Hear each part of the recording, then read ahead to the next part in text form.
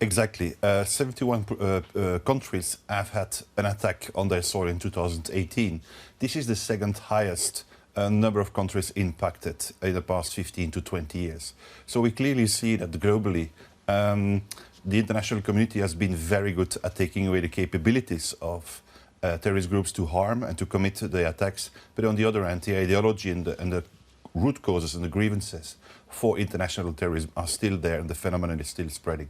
I wanted to get to the root cause of this because Afghanistan and Iraq topped the list this year, and these are two countries that have seen a heavy US military and allied presence over the past decade. Iraq just recently voted to have US troops removed from the country. Do you think that this region and those countries would be safer places without a US presence today? Well, the situation is completely different for both countries. Iraq has been on the top of the ranking for the past 16 years, and it's the first time that Afghanistan is now ranking #1 on the global terrorism index.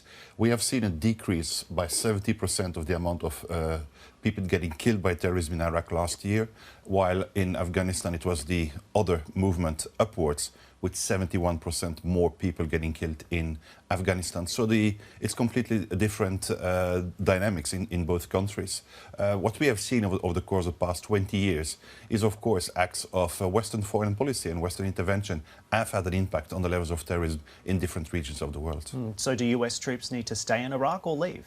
Well, I don't think it's up to the Institute for Economics and Peace to really take a stance on this. Those are international politics. But what we have seen in the past 20 years is that intervention and non-intervention had an impact on the level of terrorism worldwide.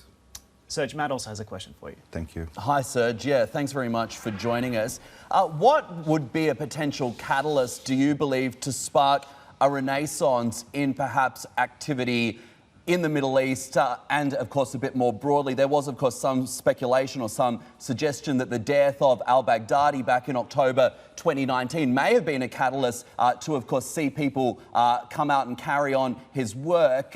What do you think?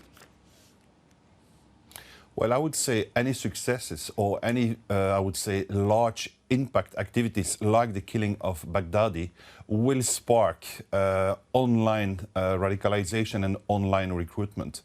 So those type of events will always have an impact on the levels of terrorism and always have an impact on the level of recruitment. On the other hand, as I said before, taking away the capabilities of large international groups, terrorist groups, will also continue to have an impact. And we have seen that both for Boko Haram in Nigeria a couple of years ago and the Islamic State about last year, their capability to harm has been reduced drastically by more than 80% globally.